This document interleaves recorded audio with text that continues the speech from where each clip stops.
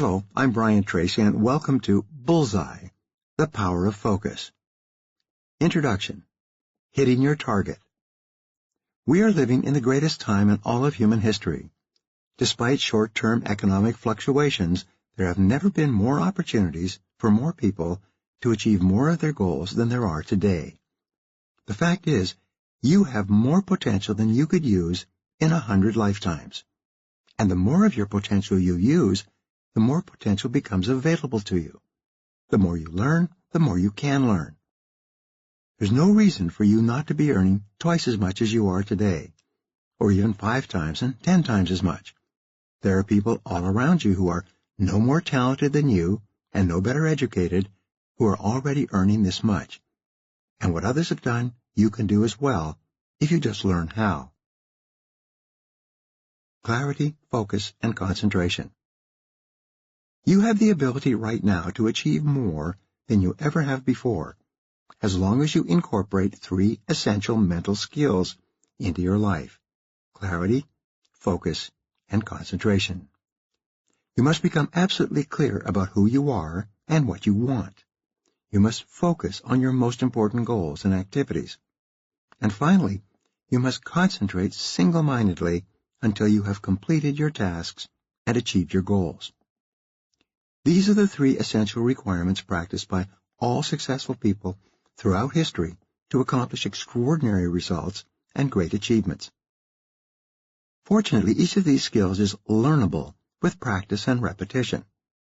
Just as you can develop your physical muscles through hard work and concentration, you can develop your mental muscles through continuous repetition.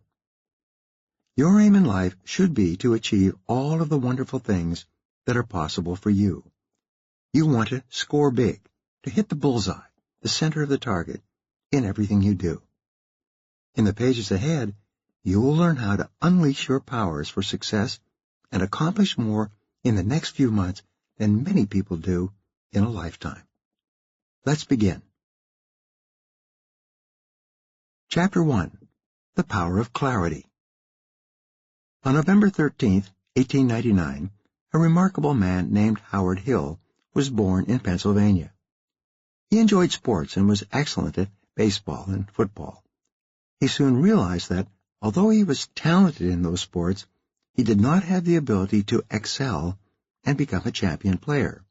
So he turned his attention to archery, a sport that was not as competitive as others. Archery turned out to be the perfect sport for Howard Hill. Over the years, he won 196 consecutive archery championships when most people would have been happy to win 1 or 2 titles. He became the finest archer in the world. He developed his own longbow so that he could shoot further and with greater accuracy. With his skill, he became the greatest hunter with a bow and arrow in history. At archery competitions, it was naturally assumed by everyone that Howard Hill would be number 1. The other competitors only hoped for the number 2 or 3 or 4 spots. You could defeat the best. But even though Howard Hill was the finest archer in the world, you could have beaten him with a bow and arrow with your current skill level as long as one condition existed. He couldn't see the target. Imagine Howard Hill went to an archery competition, but there was a sheet or a blanket hanging somewhere in front of the target so that he could not see where it was. All the talent and experience in the world of archery would do him no good if the target was covered. As Zig Ziglar said, you cannot hit a target you can't see. It's the same with you. Unless you are perfectly clear about what you want, your target, and the bullseye on that target, you'll never be able to win championships in the great contest of life. What is your target? According to Lewis Carroll, if you don't know where you're going, any road will get you there. Thomas Carlyle once wrote, "A person with a clear purpose will make progress on even the roughest road. A person with no purpose will make no progress on even the smoothest road." The greater clarity you have about who you are, your likes and dislikes, what you want, your goals and objectives, the greater progress you will make under even the most difficult of circumstances. What is the most valuable and important work you do? When I first heard this question, I wasn't sure about the answer. Then I discovered that it was thinking. Thinking is the highest paid work you do because of the concept of consequences. This concept says that something is important to the degree to which it has serious potential consequences. Something is unimportant to the degree to which it has minor or no potential consequences. Determine the consequences. In time management, one of the best ways to set priorities is to think about the likely consequences of doing or not doing a task. Successful people are those who spend most of their time on tasks and activities that have big potential consequences. They can have a real impact or influence on the future. Unsuccessful, unhappy people instead spend most of their time doing things of little or no consequence at all. Of all the things you can do, the quality of your thinking has the greatest consequences of all. The quality of your thinking determines the quality of your choices and decisions. Your choices and decisions determine the actions you take, and the actions you take determine the quality and quantity of your results. In life and work, results are everything. In the final analysis, you will be judged by the results you accomplish for yourself and others, and the quality of your results will largely be determined by the quality of the thinking that preceded the actions you take. The law of probability. Your goal should be to achieve the highest levels of success possible in every area of your life that is important to you. Fortunately, you have tremendous control over what happens to you and what you accomplish. By doing certain things in a certain way over and over, you can dramatically increase the likelihood that you're going to enjoy high income and live an exciting life. There's a much higher probability that you will hit your personal bullseyes. Here's an example. The law of probability says that there is a probability that everything can happen, and that these probabilities can be calculated with tremendous accuracy. One of the greatest discoveries is that you can increase the probability of success in any field by doing more of the things that other successful people do. Hitting the bullseye. Imagine a game of darts and a dartboard. The bullseye on the dartboard is worth 50 points. Each of the outer rings is worth 10 points less. 40 points, 30 points, 20 points, 10 points, and then no points at all. Imagine a dart thrower. He has little skill with darts. He is in a bar and has had a couple of drinks. The light is poor. The dartboard is 30 or 40 feet away. Nonetheless, he starts throwing dart after dart. Because of the law of probability, if he keeps throwing darts, even under the worst conditions, he will eventually hit the target somewhere. Hoping for the best. If he continues throwing darts, assuming an unlimited supply, hour after hour, day after day, week after week, and year after year, he might eventually hit a bullseye. Many people live their lives like that. They wish and hope and dream about a big score. They try a dozen or 100 different things. They keep throwing darts at the dartboard of life. But eventually most people give up and simply settle for mediocrity. They conclude that they are not good enough, and that they will never have the skill and ability to hit a bullseye in the game of life. Increase the probabilities. But what if this same player takes a different strategy? What if he becomes really serious about hitting a bullseye and winning in the game of life? He hires an expert at the game of darts and takes some of the best training available to a person in this sport. Instead of being distracted, tired, and having a couple of drinks, he is instead well-rested and clear-headed. The dartboard is well lit and only a few feet away. Now, what are his chances of hitting the target? They are much better because of his preparation and positioning. What if he also has an endless supply of darts and continues to throw the darts, measuring and calibrating his accuracy with each throw, correcting his stance in his throwing, and persistently throws darts over and over again? Winning is predictable.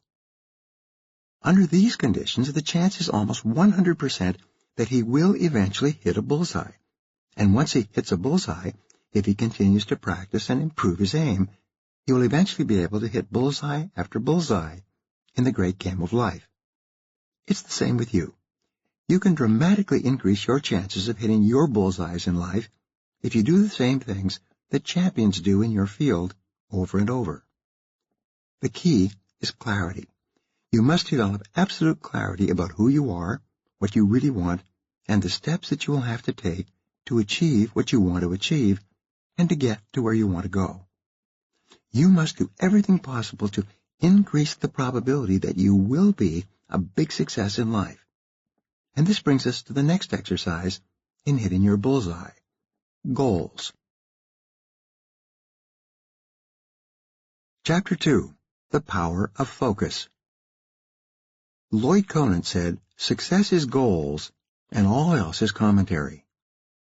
Hitting your bullseye in life requires that you know exactly what it is and where it is. Your selection of a major definite purpose, the one goal that is more important to you than any other, is the starting point of massive success. The goal-setting process is both simple and powerful, and potentially life-changing. It consists of 7 steps. Step 1. Decide exactly what you want. Imagine that you have no limitations. Imagine that you have all the talent and ability, all the knowledge and skill, all the contacts and relationship, and all the money and resources you need to achieve any goal you really want in life. Practice no-limit thinking. Forget about the past and whatever problems or limitations you may have had. Think instead about the future.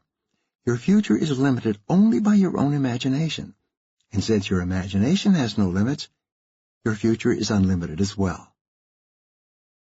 Be specific. 1. Be specific about what you want.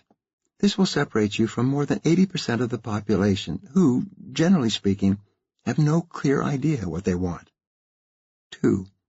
Albert Einstein once said, "If you can't explain it simply, you don't understand it well enough."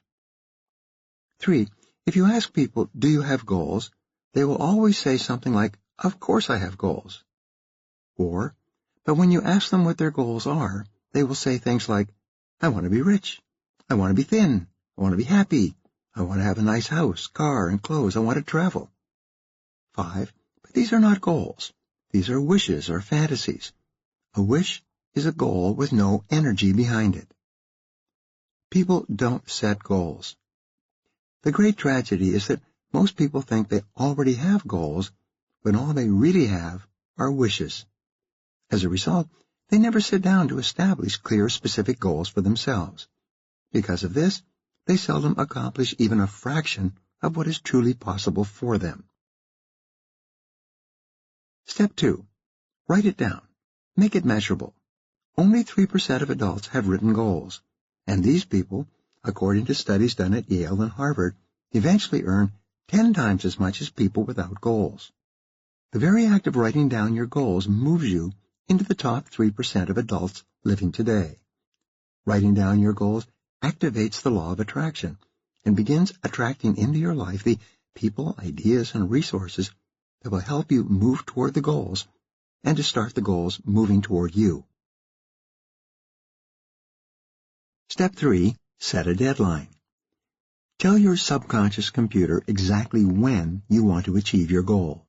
Your subconscious mind loves deadlines, forcing systems that enable your mind to work 24 hours a day to bring the goal into your life. If it's a big enough goal, set smaller deadlines. If it is a 1-year goal, break it down into 1-month goals, even 1-week goals. What if you don't achieve your goal by the deadline? Simple. Set another deadline, and another, if necessary. Remember, there are no unrealistic goals, only unrealistic deadlines. Sometimes you'll achieve the goal before you expect to, sometimes after, but you must have a target and a timeline to follow. Step 4. Make a list. Write down everything you will have to do to achieve your goal. Identify the additional knowledge and skills you will require. Identify the obstacles you will have to overcome. Identify the people whose help you will require. This part of the process is very important. When you set a big goal for yourself to double your income or to achieve financial independence, for example, it can seem so overwhelming at first that you can become discouraged before you even begin. But When you write out a list of all the individual tasks and activities you can engage in to achieve the goal, your goal starts to become more believable and achievable. You start to think, I may not be able to achieve this entire goal, but I can do this one thing, and then this other thing. Henry Ford once said, nothing is particularly hard if you divide it into small jobs. Keep adding ideas and activities to your list until your list is complete. Step 5. Organize the list into a plan. Just as you would plan any project, organize your list by sequence and priority. Your sequence of activities refers to what you do first, what you do second, what you do third to achieve your goal. Make a checklist to work from. Organize every activity from the first to the last, just as you would with any worthwhile project. The use of a checklist to achieve your goal will increase the likelihood of success by 10 times or more. Organize your list by priority as well. Use the 80-20 rule, which says that 20% of the items on your list will account for 80% of the value of the results you accomplish. Once you have a written list of activities, organized by sequence and priority, you have a plan that you can use to accomplish almost any goal you can set for yourself. A person with a goal and a plan is like an archer or a dart thrower with everything they need to step up to the line and hit a bullseye. Step 6. Take action on your list of activities. Do something. Do anything. As Einstein said, nothing happens until something moves. Nothing happens until you move as well. Take the first step. The key to success has always been to have courage, overcome the inertia most people have, and simply take the first step. Take action. When you take the first step on the path to your goal, 3 wonderful things happen simultaneously. First, you immediately get feedback that enables you to make course corrections, assuring that you are moving the fastest way possible towards your goal. Second, when you take the first step, you immediately get more ideas for additional actions that you can take to move ahead faster. Third, when you take the first step, your self-confidence increases immediately. You feel more positive and powerful. Your self-esteem and self-respect go up. You feel stronger and more capable of achieving even more goals. You can always see the first step. Once you have set a goal, you can always see the first step. And when you have the courage to take the first step, the second step will appear. When you take the second step, the third step will appear. You can achieve the biggest goal in your life if you just take it one step at a time, and you can always see the next step. Step 7. Do something every day that moves you toward your most important goal. When you take an action every day that moves you towards your goal, no matter how small, you eventually develop what is called the momentum principle of success. You start to move faster and faster towards your goal, and your goal starts to move faster and faster toward you. Perhaps the 2 most powerful principles for success are, first, get going, and second, keep going. Choose your major goal. Practice the 10-goal method. Take a clean sheet of paper and write the word goals at the top, along with today's date. Then, write down 10 goals you would like to achieve in the next 12 months or so. The 3P formula. For the rest of your life, when you write down your goals, always use the 3 Ps. It seems that your subconscious mind only responds to commands that are phrased in a particular way. They must be personal, positive, and in the present tense, as though you have already achieved your goal. Personal means that you use I and an action verb for each goal. For example, you say, I earn, I drive I achieve. Write it in the positive tense. Instead of saying, I will quit smoking, you say, I am a non-smoker. And write it in the present tense. Write your goal as though the time has passed and you have already achieved the goal. You are describing it as though it is a current reality. Double your income. If your goal is to double your income, you would select the amount that is double your income and write the goal as, I earn this amount of money each year. Set a deadline after each of your goal statements. For example, you would say, I earn X number of dollars by year end. Each time you write down your goal in the personal, positive, present tense, it is immediately transferred to your subconscious mind, which then goes to work 24 hours a day to help you to achieve that goal. Many people have transformed their lives in a very short time by simply sitting down and writing out a series of goals using this process. Your major definite purpose. Once you have written down 10 goals that you would like to accomplish in the next 12 months, you're ready for the next step. Imagine that you have a magic wand. Imagine that you could accomplish all of the goals you have written down sooner or later if you want them enough and are willing to work for them. But with this magic wand, you could wave it over the page and you could have any one goal on your list within 24 hours. Here's the question. If you could achieve any one goal in life within 24 hours, which one would have the greatest positive impact on your life today? Whatever your answer, this then becomes your major definite purpose. It becomes your number one most important goal around which you design your entire life. You can have a series of different goals in different areas of your life, but you must always have one goal that is more important than any other. Achieving your biggest goal. You then take a clean sheet of paper, you write your goal at the top of the page in personal, positive, present tense language, and add a deadline. For example, you could write, I earn $100,000 per year by December 31st of this year.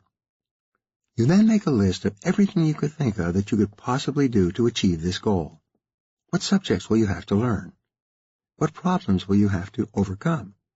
Whose cooperation and assistance will you require? And especially, what actions will you have to take every day to achieve this goal? You then take immediate action on your goal. You take the first step by doing at least one thing on your list. From this day forward, you do something every day that moves you one step closer to your most important goal. Here is a remarkable discovery. As you begin to work each day toward your major definite purpose, you start to make progress on many of your other goals as well. By focusing on a single goal, you begin to achieve many other goals at the same time. This process of writing down 10 goals, selecting one goal as your major definite purpose, making a plan for its accomplishment, and then doing something every single day will change your life and virtually assure that you hit your bullseye far sooner than you may have ever imagined possible. Chapter 3. The Power of Purpose. The deepest craving in human nature is for a sense of meaning and purpose in life. As Mark Twain wrote, the two most important days in your life are the day you are born and the day you find out why. You were put on this earth to do something wonderful with your life. What is it? Wayne Dyer wrote, each child comes into the world with secret orders. What might yours be? Each person has a special role to play, a part to fulfill, a reason for living. Spiritually speaking, there are no extra parts in the human building blocks of life. Each person is designed to fit in somewhere, doing something for someone in some way. Abraham Maslow, the groundbreaking psychologist, concluded that people have two types of needs, deficiency needs and being needs. Deficiency needs were defined as those fears, doubts, worries, and unresolved conflicts that serve as brakes on individual potential and hold people back most of their lives. His conclusion was that fully 98% of the population failed to realize their full potential because of one or more of these mental obstacles. Being needs were defined as the qualities of self-actualizing people who felt wonderful about themselves and who were dedicated to becoming more and more of everything they could possibly be. Maslow's conclusion and his great contribution to psychology was that as you free yourself from your deficiency needs, you liberate yourself to fulfill your being needs. As Walt Whitman said, keep your face always toward the sunshine, and shadows will fall behind you.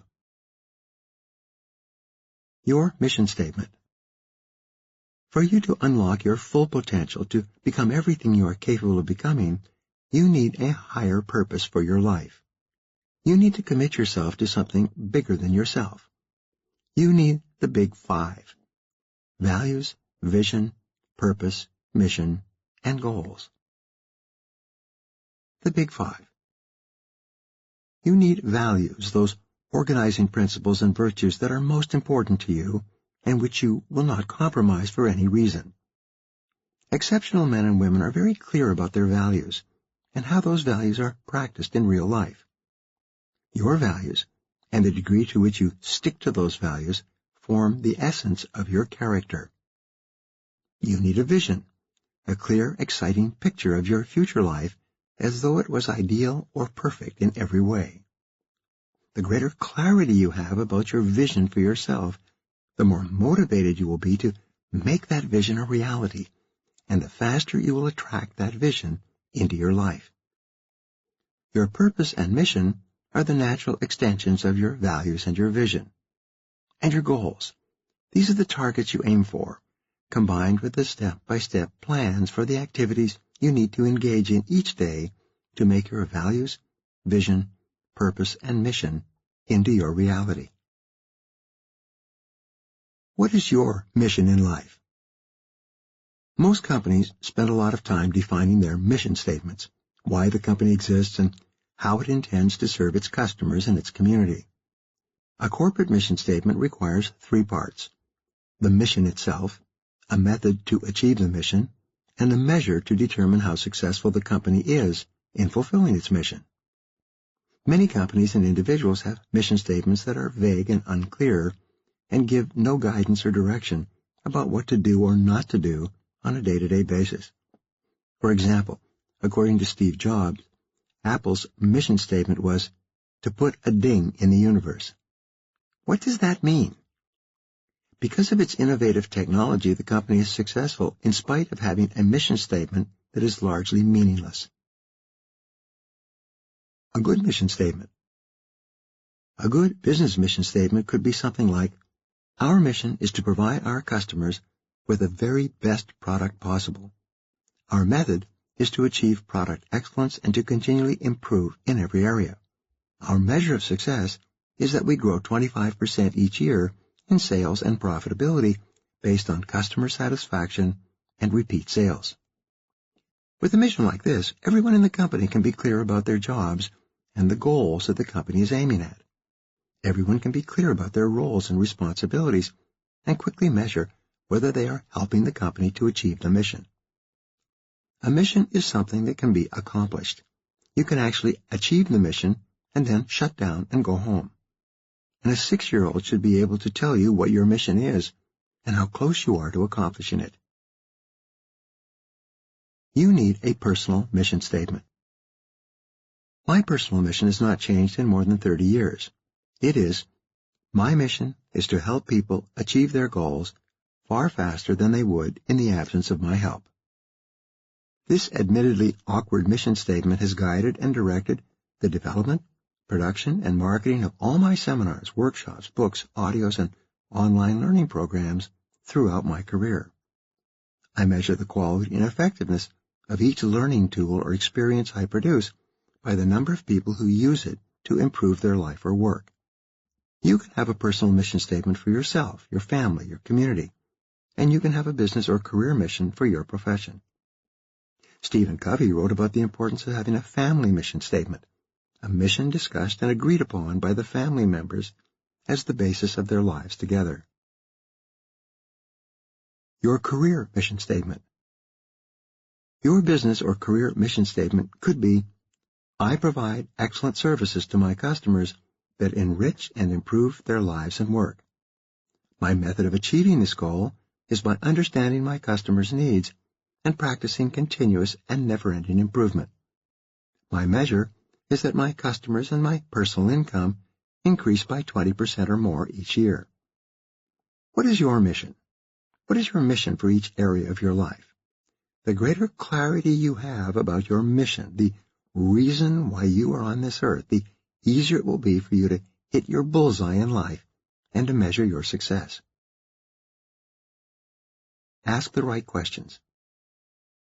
To determine your mission for the months and years ahead, answer the following questions. 1. Imagine you had all the money you could ever spend, but as a condition of having all this money, you would have to be active and fully engaged in some occupation. What would you choose to do? 2. What do you really love to do? What would you choose to do as work or with your life if you were financially independent today? 3. What do you really believe in? What are your deepest values and convictions? What is so important to you that you want others to share your personal passion and knowledge and commitment? 4. Who do you really care about? What specific people do you want to help in some way, more than anyone else? What kind of a difference do you want to make in your world, if you could make any difference at all? 5. What do you want to be famous for? How do you want to be known? What kind of reputation do you want to develop? What do you want people to say about you when you're not there? How do you want to be remembered? What would you want people to say in your obituary or at your funeral? And 6. Dale Carnegie once wrote, "The desire for a feeling of importance is one of the chief distinguishing differences between mankind and the animals." What gives you your greatest feeling of importance and personal value? The most important work you do in life is thinking. There is perhaps no area where thinking is more important to your long-term happiness and success than in determining your mission in each of the important areas of your life. Write out your mission statement. Take some time to write out your mission statement. This is your real bullseye in life. It's what you want to accomplish more than anything else. It is the difference you want to make in the lives of other people.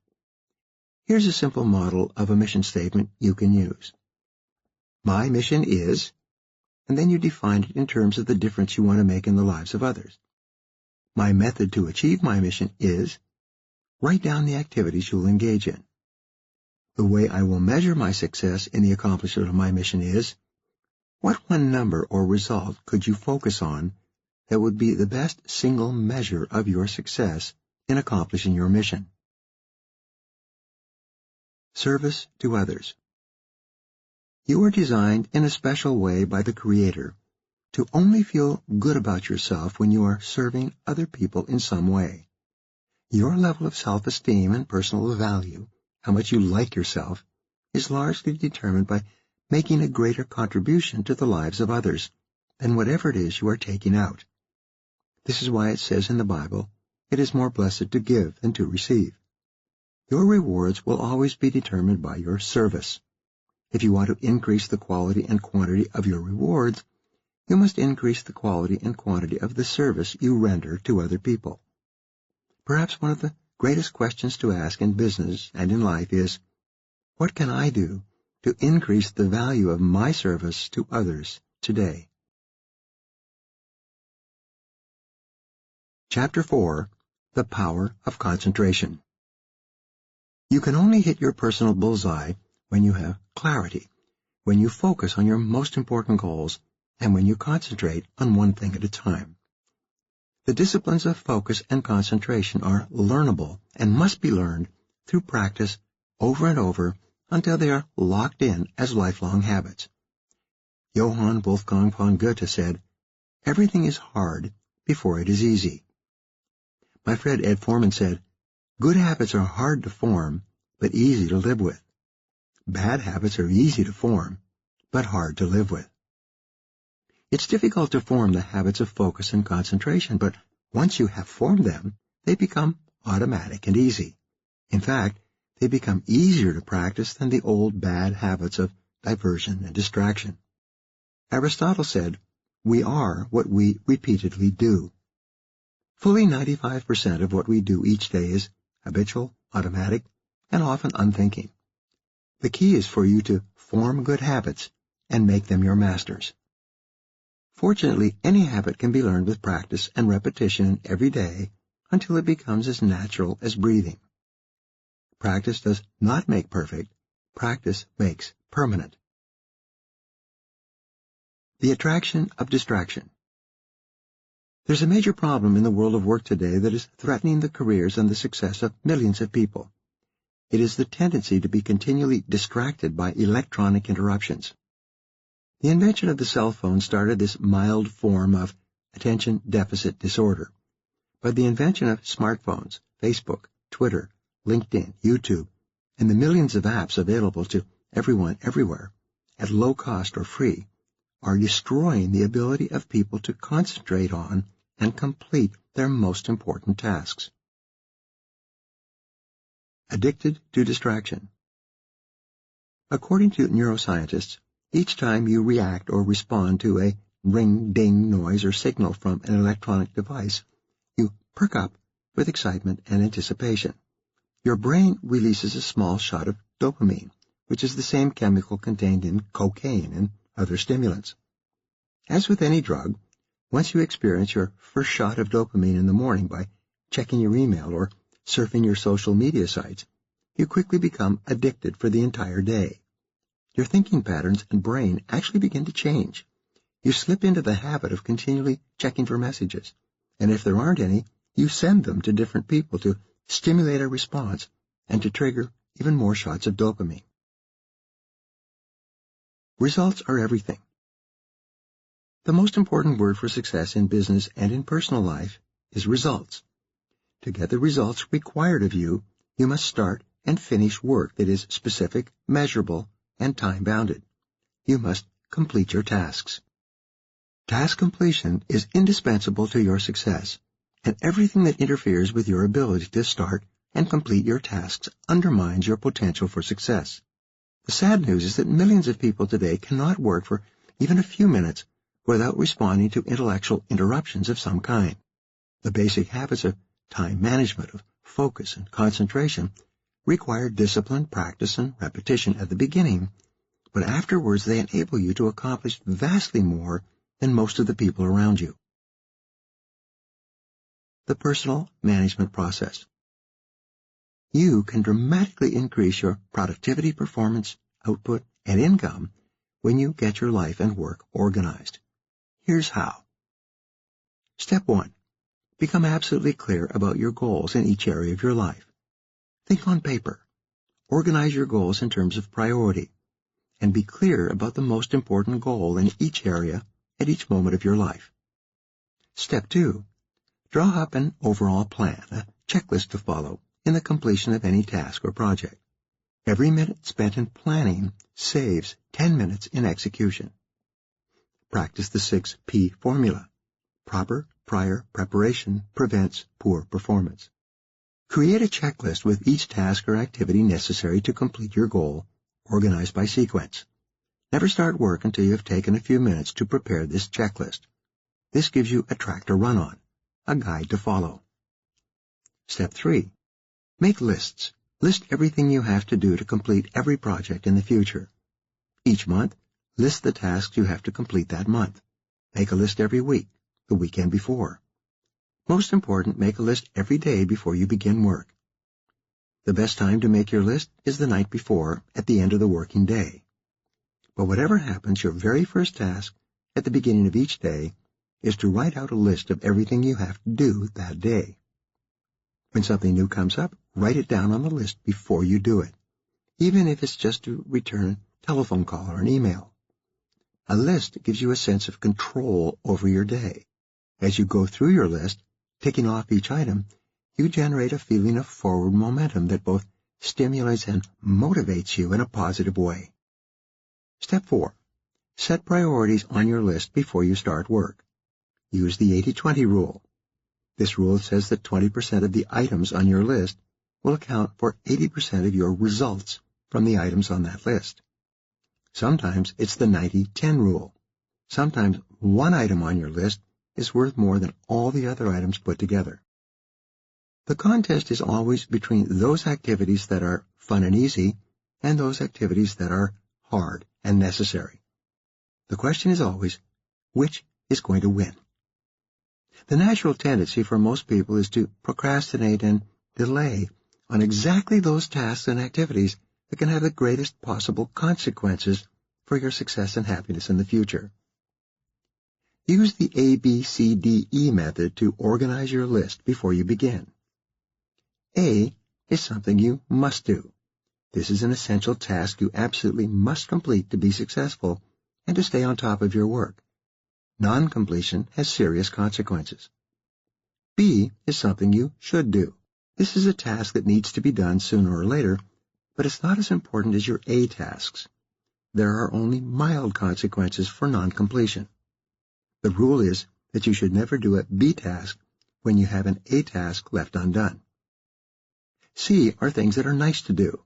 This is something pleasant and enjoyable, like chatting with a friend, checking email, or playing with social media. They may be nice to do, but these activities have absolutely no consequences at all for your life. Rule: social networking is social not working. D. Delegate. This is a task or activity that you can delegate to someone else to free up your time for those tasks that only you can do. The rule is to delegate everything possible so that you have more time to work on the tasks most important to your career. E stands for eliminate. The rule is that you will never get caught up. You cannot continually seek ways to work more efficiently so that you can do more things. The only way you can get control of your time and your life is to stop doing things. In this sense, perhaps the very best rule is just say no. From now on, just say no to any task or activity that is not the highest and best use of your time. Practice creative procrastination. This means that you deliberately procrastinate on those activities of low value so that you have more time available to complete the task most important to your career. How to set priorities.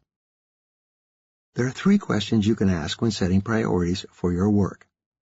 1. If I could only do one thing all day long, what would be the most valuable task that I could do in my work? 2. What can I and only I do that, if done well, can make a real difference? This is something that only you can do. If you don't do it, no one else will do it for you. But if you do it and do it well, it can make a positive difference in your career. And 3, what is the most valuable use of my time right now? Asking and answering these questions is the key to excellent time management. Your ability to choose one task, the most important thing you could possibly do at this moment, and then take action on this task, is the key to high performance, success, and achievement in life. Practice single-handling. Once you've set your priorities using the above methods, select your number 1 task and begin on that first thing in the morning, before anything else on your list. Single-handling, your ability to concentrate on your most important task and to stay at it until it's 100% complete, is perhaps the most powerful time management technique of all. It requires character, discipline, willpower, and tremendous determination. It is the quality or characteristic of all high-achieving men and women. Keep on working. All great achievements in life are preceded by a long period of focus and concentration, sometimes for weeks, months, and even years, before success is achieved. Every big achievement was preceded by hundreds, even thousands of small efforts and activities that no one ever sees or appreciates. Henry Wadsworth Longfellow wrote, "The heights by great men reached and kept were not attained by sudden flight, but they, while their companions slept, were toiling upward in the night." In its simplest terms, success is the result of task completion. In life, you get no points or rewards for partial task completion, even if you complete a task 95%. Your reputation for time management, for starting and completing major tasks, soon makes you the go-to person. Perhaps the most important ability for success in work is dependability. The people around you absolutely know that if they give you a task or responsibility, you will complete it on schedule, on budget, and to a high level of quality. This is the ultimate end and benefit of clarity, focus, and concentration. It's the key to hitting your bullseyes in life. Chapter 5. The Power of Excellence. You will only be really successful and happy when you become excellent at something. What should it be for you? When I began studying personal success, I stumbled into the world of self-esteem psychology. The basic principle is that your self-esteem, defined as how much you like yourself, largely determines everything that happens to you in life. Liking yourself. The more you like yourself, the bigger goals you will set and the longer you will persist. The more you like yourself, the healthier and happier you will be, physically, mentally, and emotionally. The more you like yourself, the more you like other people, and the more they like you in return. The more you like yourself, the more energy you will have, and the stronger your immune system will be. The more you like yourself, the more you will find that every part of your life will be better. The flip side of the coin of self-esteem is called self-efficacy. Self-efficacy, a key part of your self-image and self-esteem, is defined as how competent you feel you are at what you do. How good you are. It seems that self-esteem and self-efficacy reinforce each other. The more you like yourself, the better you do your work or anything else you attempt. The better you do your work, the more you like and respect yourself. Each one feeds the other. Each of them is self-reinforcing. The better you get, the better you do, and the better you feel. Everyone has the ability to be excellent at something, and often many things. Your job is to find out what your area of excellence is or should be, and then throw your whole heart into becoming very, very good in that one area. The top 20%. When I was 24 and struggling with holes in my shoes and no money in my pockets, I got into a straight commission sales job, cold calling door to door. If I didn't make a sale, I didn't eat. I struggled for many months. Then one day a top salesman tossed off a statistic to me that changed my life forever. He said, "Did you know that the top 20% of salespeople earn 80% of the money in every industry?" I had never heard that before. I immediately decided that if the top 20% earned most of the money, I wanted to be in the top 20%. This decision changed my life. You can do it. Then came the disillusion and discouragement. I had not graduated from high school and had worked at laboring jobs for several years. I had never been good at anything.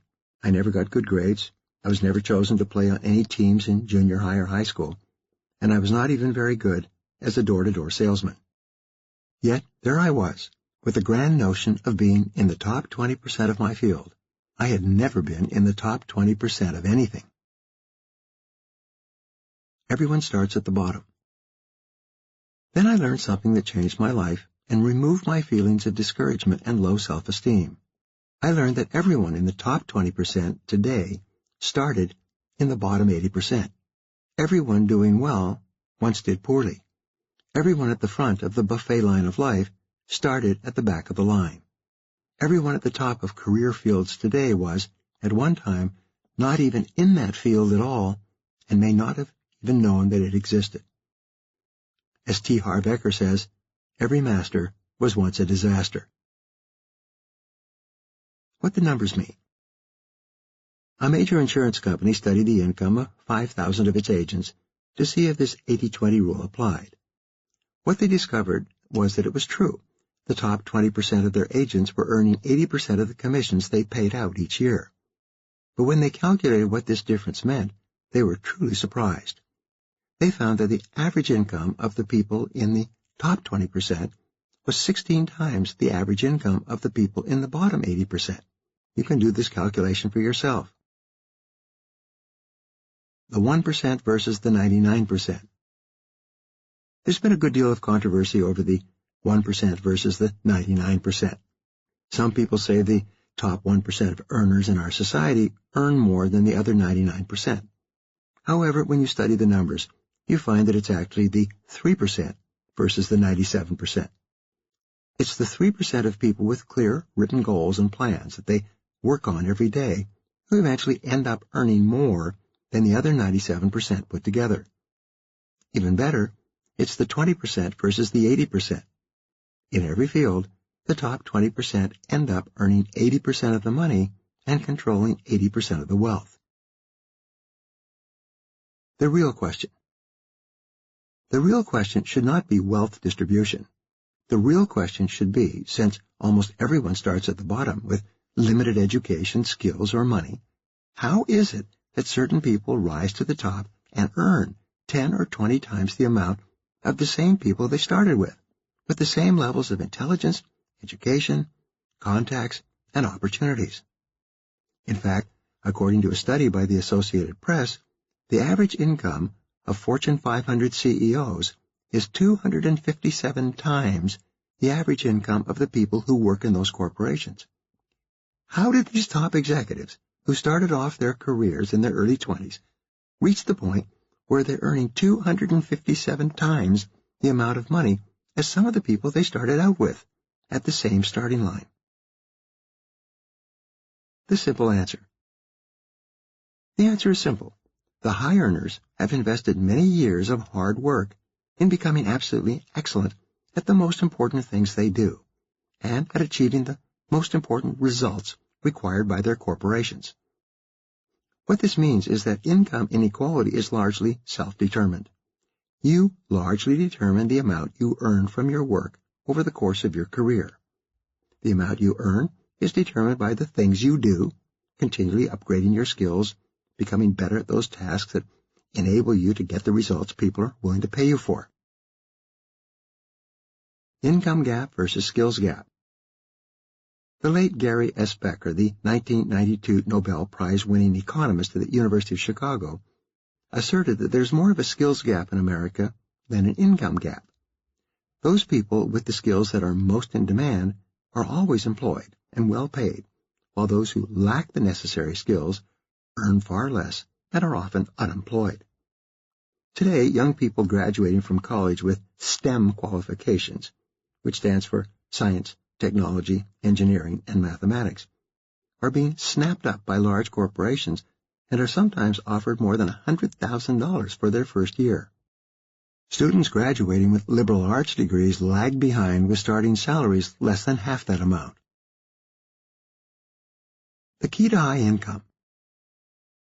Dr. Anders Ericsson of Florida State University is the world's leading authority on elite performance. His 25 years of research into the career paths of highly paid executives shows that they all engaged in a process he calls deliberate practice. What this means is that high earners are focused on developing one skill at a time, clearly and deliberately, throughout their careers. The net result of developing and mastering one skill at a time, and then combining these key skills with their repertoire of other key skills, was that they became more and more valuable, eventually earning 10 times, 20 times, 100 times, even 257 times more than the same people they started off with at the beginning of their careers. Failure to improve. According to Ericsson, people in the bottom 80% will work during their first year of employment to learn their particular job or craft.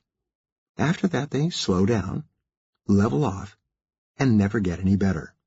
They don't read any books, listen to any audio programs, or take any additional courses. They simply flatten out. After 10 years of work, they are no more productive than they were after 1 year. Their salaries reflect this lack of increased productivity. Their incomes go up, as long as they are employed, at an average of about 1% per year over inflation. The high earners. But the people in the top 20%, those who continue to learn, grow, and improve in their jobs, enjoy income increases that can average 11% per year. If your income goes up 11% per year, it doubles every 6.5 years. At that rate, a person starting work at $50,000 a year will be earning more than $400,000 in 20 years. As Einstein said, the most powerful force in the universe is compound interest.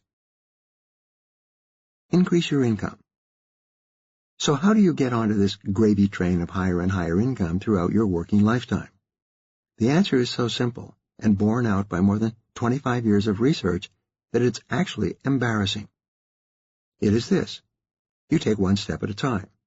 You improve, one skill at a time.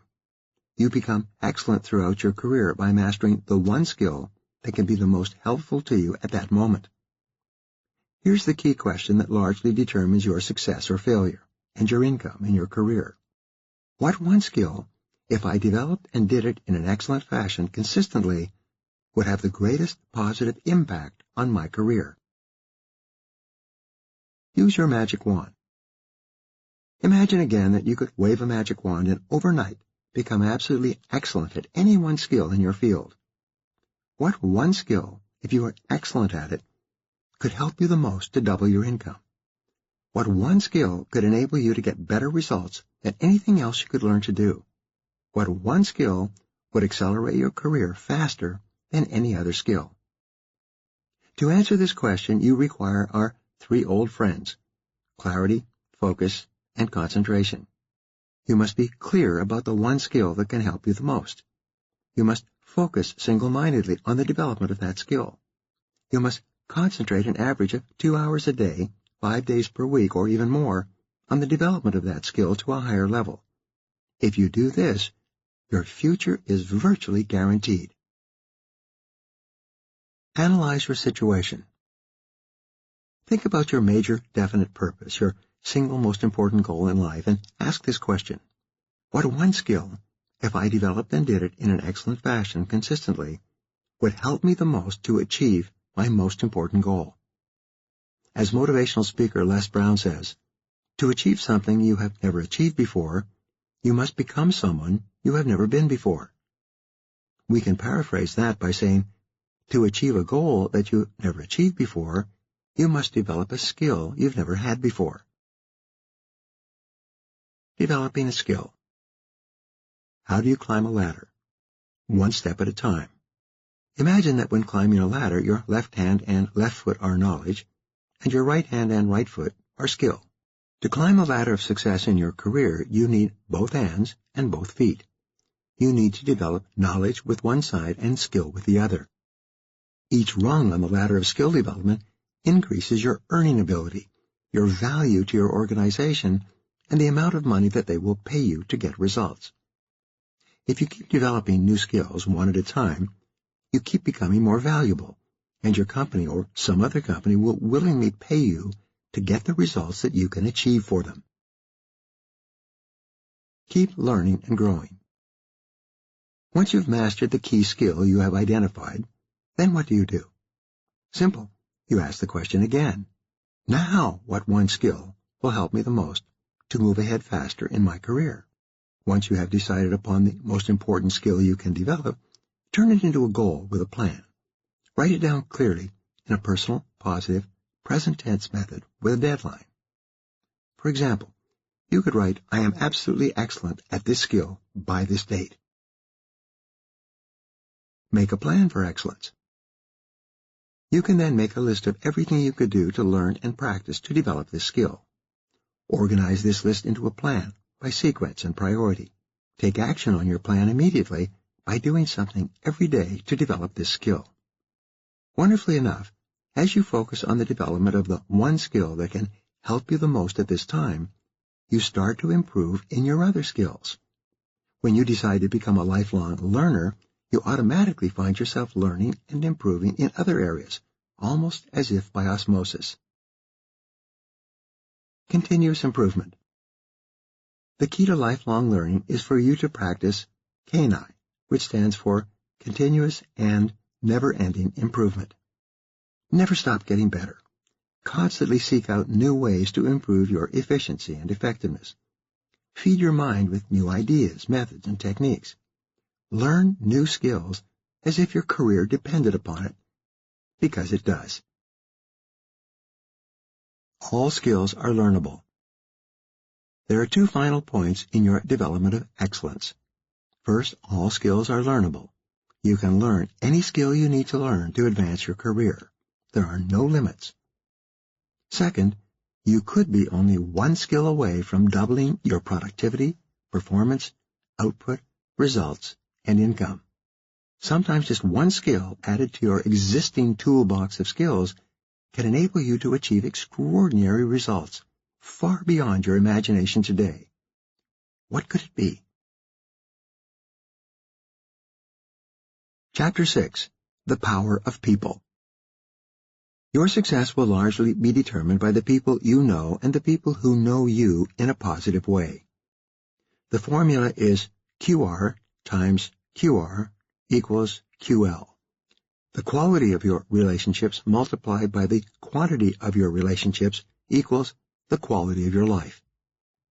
By now, you are clear about your values, purpose, mission, goals, and priorities. Now it is time for you to make up a list of all the people whose assistance and cooperation you will require to achieve your goal. Make a list. Begin with your family and friends. Include your boss and coworkers. Think about outside colleagues, your bank, your suppliers, and other people who can be of assistance to you. Think on paper. How can you respond to each person's favorite radio station? This is WIIFM, or What's in it for me? If you're in sales, entrepreneurship, or business of any kind, you can ask WIIFMC, which stands for What's in it for my customer? Today, because of the incredible competition for customers and the limited attention that customers can pay to you and your message, you have to practice give to get. You must become a go-giver rather than a go-getter. Put in before you take out. There seem to be two types of people in our society today, especially in those areas where money, status, fame, and success are concerned. There are people who see others as tools to be manipulated, people from whom they can gain something to their advantage. The other way of looking at people is to see them as unique individuals with wants, needs, and personalities that make them valuable within their own right. The first type of person, when they meet or even hear about someone new, is always asking, what can I get from this person? Think the way top people think. But the top people have a different attitude. They ask, what can I give to this person that they want, need, and appreciate that might be the beginning of a positive relationship? It seems that at every turning point in your life, a person will be standing there. When you look back over your life, beginning as a teenager, you'll note that the individuals you may have forgotten about had a major impact on the person you are today and on everything you've accomplished. Network regularly. Going back to the law of probability, which we discussed earlier, one of the most productive things you can do is to network with as many different people as possible throughout your life and your career.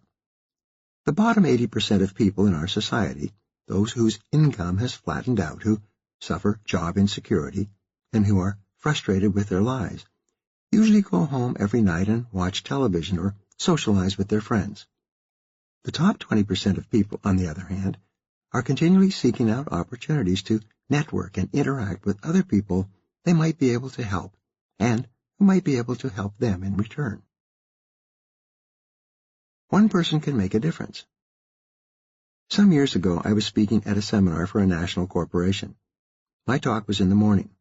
The previous speaker decided to stay over an extra night so he could meet me and hear me speak.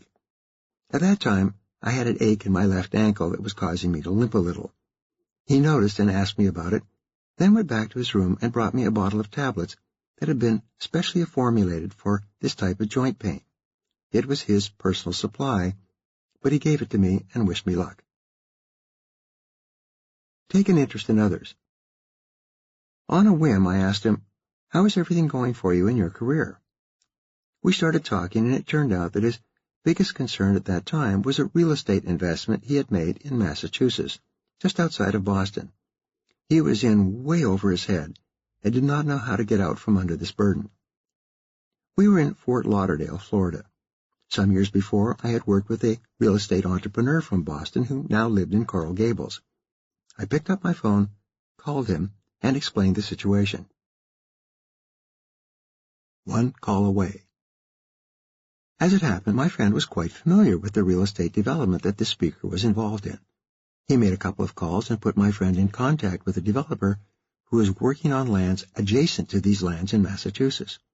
I learned later that over the next 9 months, they were able to refinance the land, sell it, and relieve my speaker friend's financial stress. You never know. When I thought back on that situation, I was amazed at how this small act of networking had worked out. The speaker brought me a small bottle of tablets for my ankle, and I learned about his problem and was able to put him together with exactly the right person who could help to save his financial life. The point is that you never know how or when someone can help you, nor do they know how and when you may help them. You must simply use the law of probability and keep expanding your network as wide as you can. As they say in fishing, cast a broad net. Be a joiner. Join your local business clubs and associations. Attend regularly. Get involved. Meet other people. But instead of looking for what they can do for you, look for something that you can do for them. When you meet a new person, rather than talking about yourself and shoving your business card into their hand, ask them about themselves and what sort of work they are doing. Especially ask them what you would need to know to send them a new customer. Help them first. The very best way to build friends and contacts in business is to look for ways to help other people to improve their sales and profitability. You'll often be amazed at how the most casual contact that you reach out to with the offer of a favor or kindness of some kind can turn into a major turning point in your life or business. When you meet a new person, make it a habit to respond immediately to that person in some way. Send them an email telling them how much you enjoyed meeting them and that you look forward to seeing them again. Attach a favorite article or piece of information to your email that might be helpful to the other person. Even better, send a handwritten thank you card to the new acquaintance telling them how much you enjoyed meeting them. Large things grow from small seeds. Many years ago, I read an article by the president of a large organization discussing an issue in which I had considerable interest. I immediately sat down and wrote this executive a letter, agreeing with his recommendations in the article and expressing the hope that someday we would cross paths when I was in his part of the country. About 3 years later, I was at a large national meeting and ran into this gentleman. He still remembered me from the letter. We began talking and eventually had lunch and dinner together. That chance meeting led to one of the closest and best personal friendships of my life, now going on more than 25 years. The Success Principle. One of my favorite success principles is, the more you give of yourself with no expectation of return, the more that will come back to you from the most unexpected sources. When you do a kindness or a favor for another person, you may never see that person again, but through some miracle of the universe, someone will appear to do a kindness or favor for you, exactly when you need it. The Bible says, whatever one sows, that will he also reap. When you sow seeds of helpfulness, friendliness, kindness, and generosity, you are doing your part. You do not have to worry where your benefits or returns will come from. Your job is to take care of the sowing. Nature and nature's God will take care of the reaping. Make people feel important. Mary Kay Ash, the founder of Mary Kay Cosmetics, one of the most successful network marketing companies in the world, was famous for saying that you should imagine that every person you meet has a sign around their neck that reads, "Make me feel important." This is the secret of excellent relationships with other people. 7 great behaviors. There are 7 behaviors you can practice with each new person you meet and with all the people in your life. When you practice these behaviors, you'll be amazed at how the quality of your life improves. Number 1, never criticize, condemn, or complain about people or their behaviors. Even if you disapprove, keep your opinions to yourself. As Frank Sinatra sang, if you can't say anything real nice, it's better not to talk at all, is my advice. Most people's conversations tend to be negative. They complain about a variety of things in their lives. They condemn people and situations for causing them problems and concerns. They criticize everyone around them with whom they disagree. They develop genuinely negative personalities. Don't join in. If other people speak in negative ways, you don't need to chip in. Simply listen quietly and then go on your way. Don't throw fuel on the fire. Number 2, be agreeable.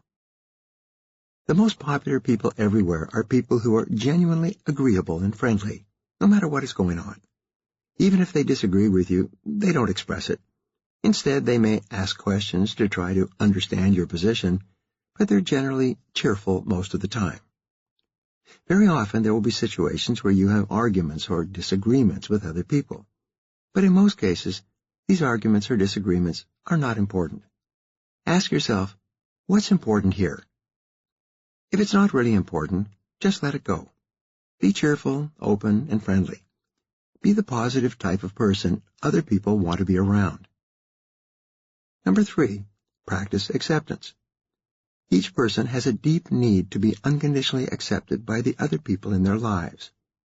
When you satisfy this need by practicing acceptance with each person you meet, you improve their self-image, raise their self-esteem, and make them feel better about themselves, and cause them to like and respect you even more. And how do you express acceptance? Simple. Just smile. Whenever you smile at another person, you are bathing them in acceptance and paying them value. When you smile at a person, it makes them feel attractive and important. It raises their self-esteem. And all it takes is a smile.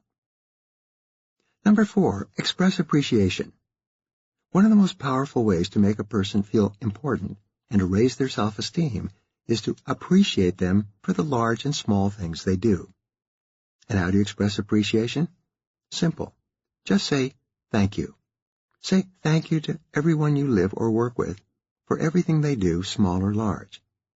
Whenever you thank a person, they feel good about themselves, and as a result, they feel good about you.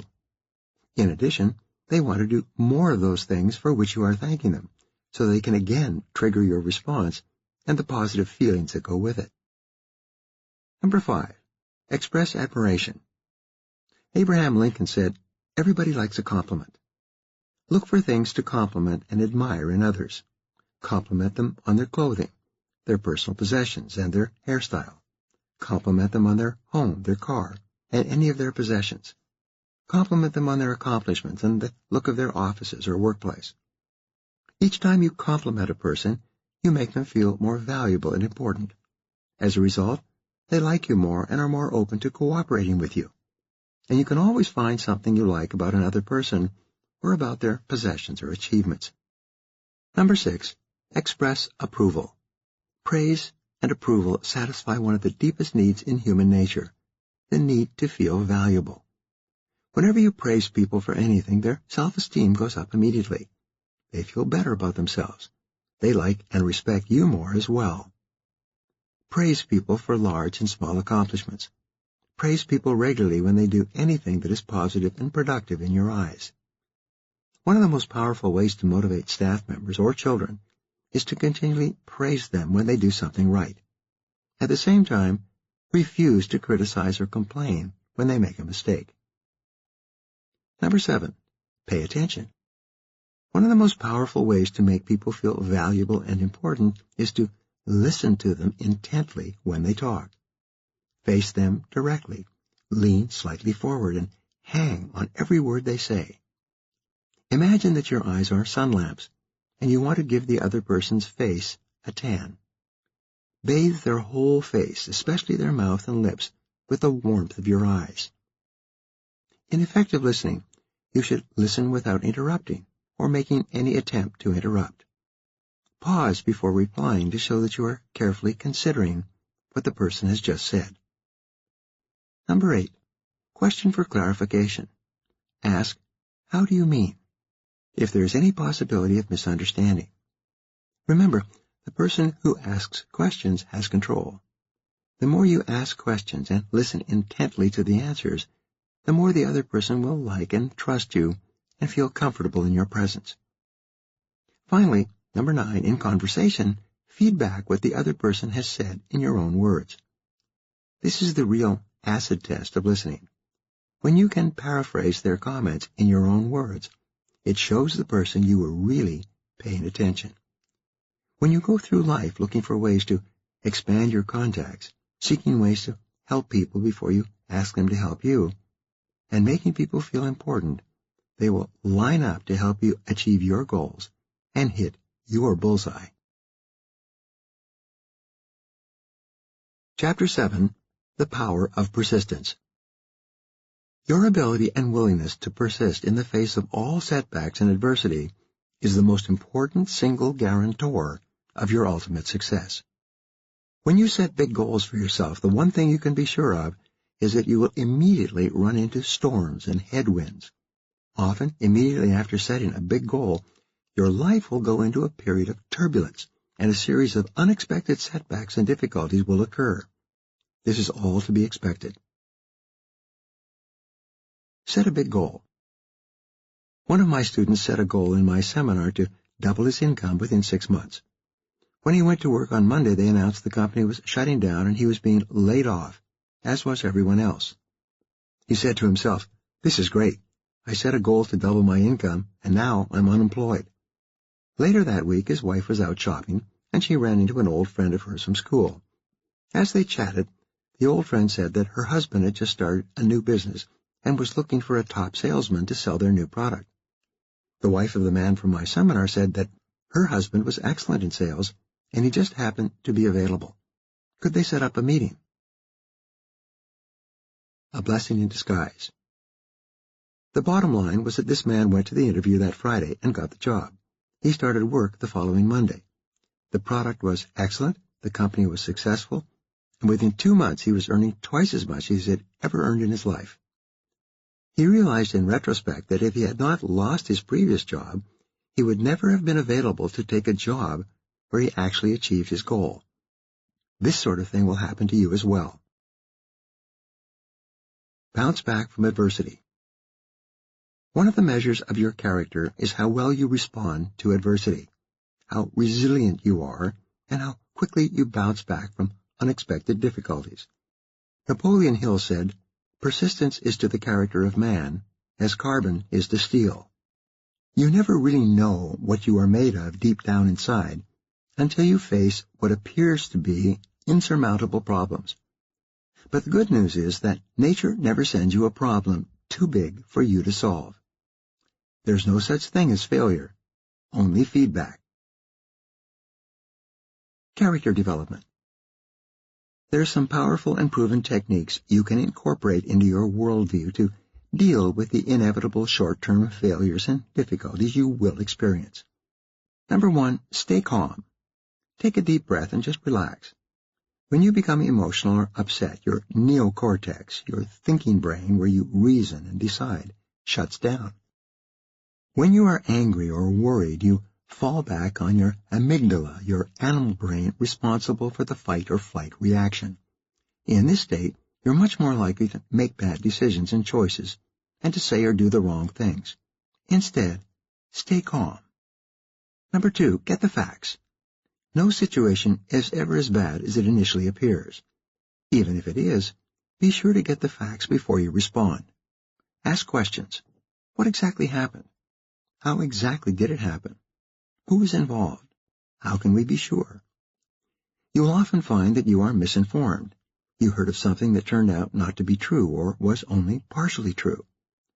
The more you ask questions, as top people do, the longer you remain calm and in complete control of your thinking and your emotions. It's very hard to ask questions and become upset at the same time.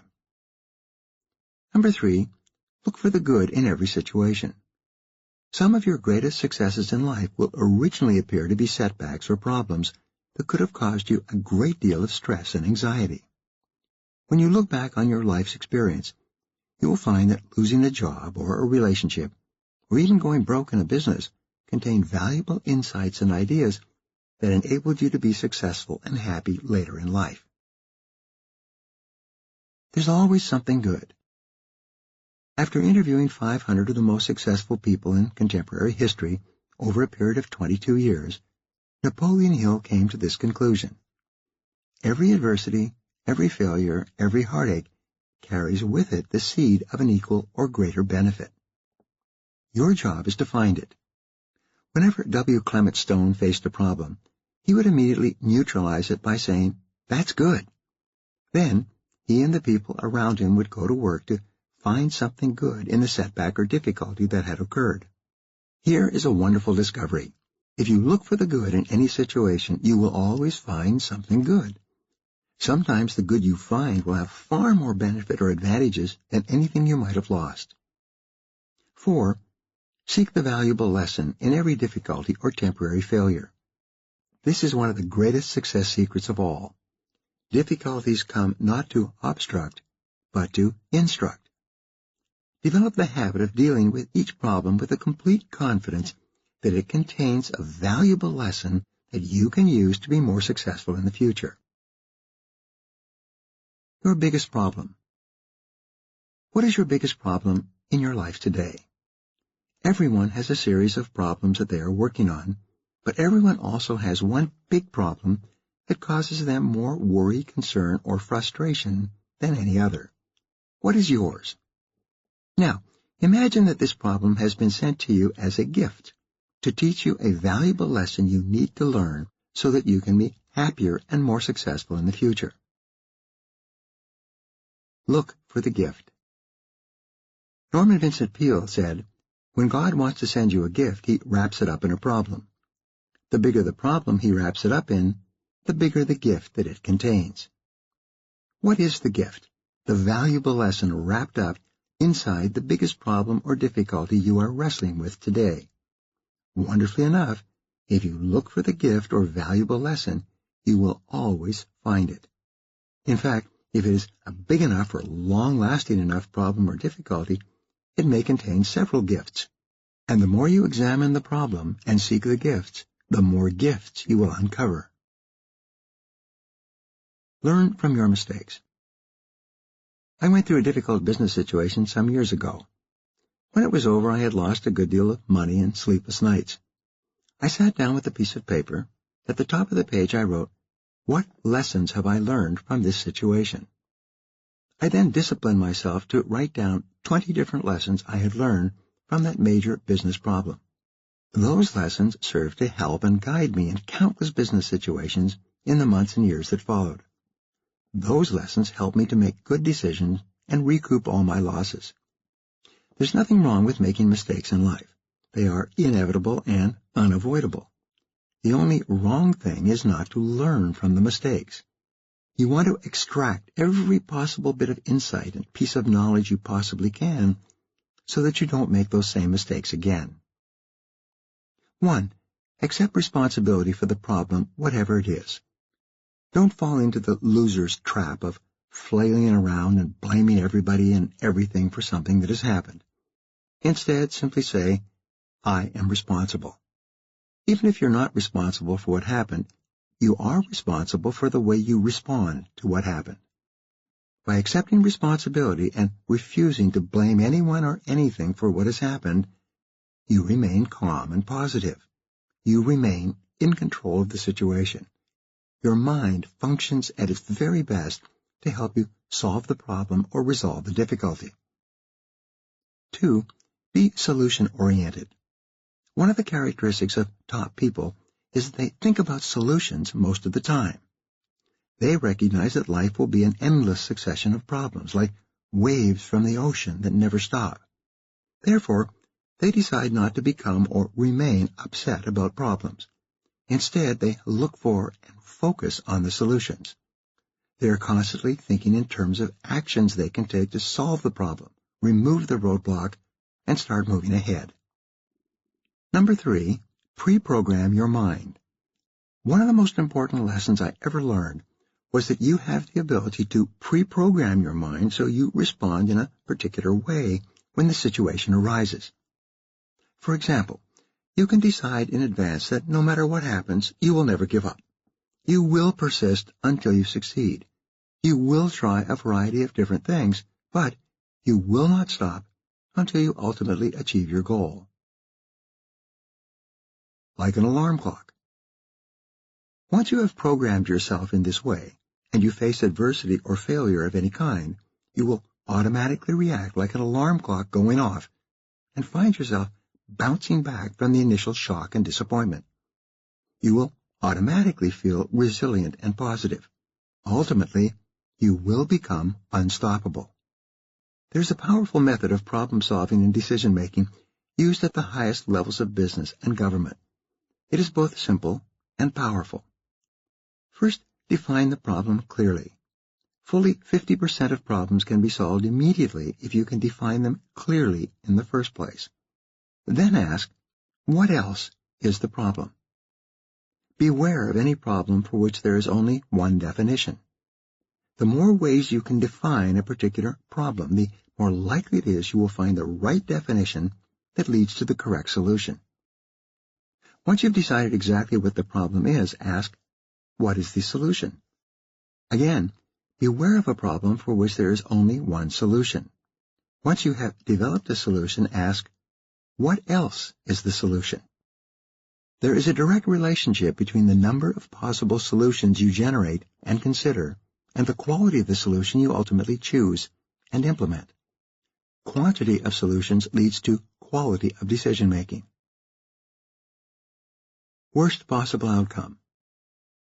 One of the ways to minimize or eliminate worry associated with a problem or difficulty and regain calmness and clarity is for you to fill out the disaster report.